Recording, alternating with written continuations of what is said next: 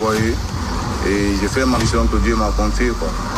Bon, c'est pas moi qui a piloté le coup, mais c'est moi qui a mis main sur le président, sur l'ex-président Alpha Condé.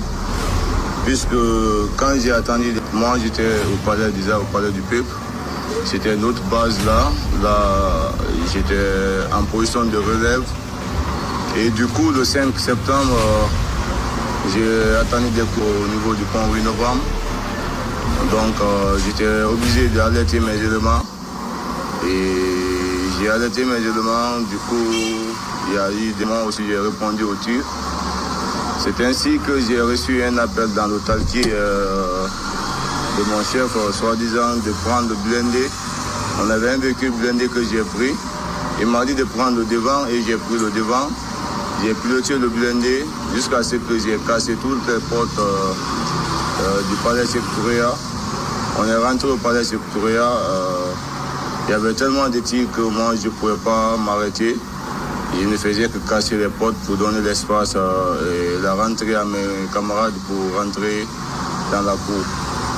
Et après avoir fini de casser la porte, je me suis dirigé avec mon équipe de 5 éléments et on a essayé de joindre le palais. On est monté à l'escalier jusqu'à ce qu'on a mis main sur le président. On l'a traité avec bonté. Moi, je lui ai dit que je suis venu pour l'arrêter parce que les Guinéens souffrent beaucoup et les choses sont dures en Guinée. C'est pas pour lui faire du mal, on l'a traité comme en bonté. On l'a envoyé là où on devait l'envoyer. Et j'ai toujours rendu compte à mon chef hiérarchique et j'ai suivi les instructions de mon chef. C'est pourquoi nous sommes là où nous sommes aujourd'hui. Bon, quand nous sommes rentrés, moi personnellement, je ne l'ai pas vu dans la chambre.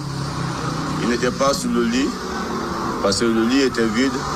Même en bas du lit, on a vérifié, il n'était pas là.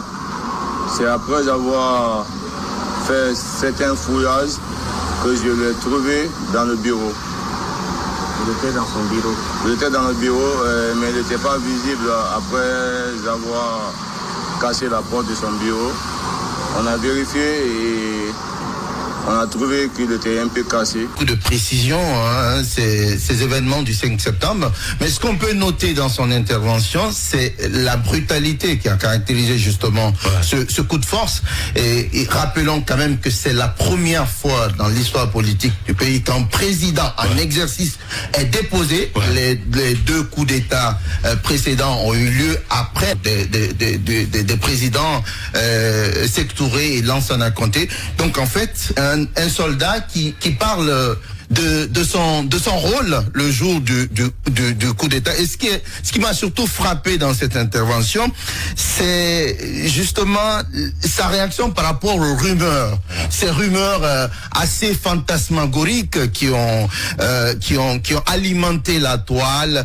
Et il serait fou. Et c'est lui-même, je pense que dans une certaine mesure. Il y a une information aussi parce que ça se disait que c'était Alia qui avait pris. Oui, effectivement. Voilà. Il y a des informations. Je ne sais pas si il faut le croire sur parole. Ceux qui pensent qu'il aurait lui-même personnellement alpagué le président, alors que d'autres pensent que c'est le commandant Alia. C'est quand même le commandant Alia qui, je vous rappelle, conduisait les opérations. Oui. C'était lui le chef de Lama. C'est le chef de Lama. Oui, il était le chef de Lama. Lama relevait directement de Lama relevait directement de lui, puisqu'à l'époque, c'était lui le chef des opérations des forces spéciales. Donc, qui croit? Mais il y a quand même un détail assez important. Ce monsieur a quand même participé d'une certaine manière à alimenter ces histoires assez ubuesques, à dire que d'abord sa présentation, c'est une présentation qui interroge. Apparaître comme ça, bardé d'amulettes pour donner l'illusion. Mais non, c'est pas. Attendez, c'est pas de la décoration. Hein, mais les militaires, est-ce que tu sais qu'ils sont vraiment dans cette histoire de Lamine, je ne savais pas que tu pratiquais de la superstition. Ah mais non, pas du tout. Non mais si. C'est une réalité. Oui, mais c'est une réalité. Voilà. Ok. J'en conviens. Il a grandi à Conakry. J'en conviens. Mais ce que je trouve. je trouve, ce que je trouve 5 ans chez les Blancs, croyez-moi, ce que je trouve intriguant, vous perdez une petite part de votre africanité. Croyez-moi, je me suis retropicalisé. Donc, je n'ai pas de problème à je n'ai pas de problème à ce niveau-là.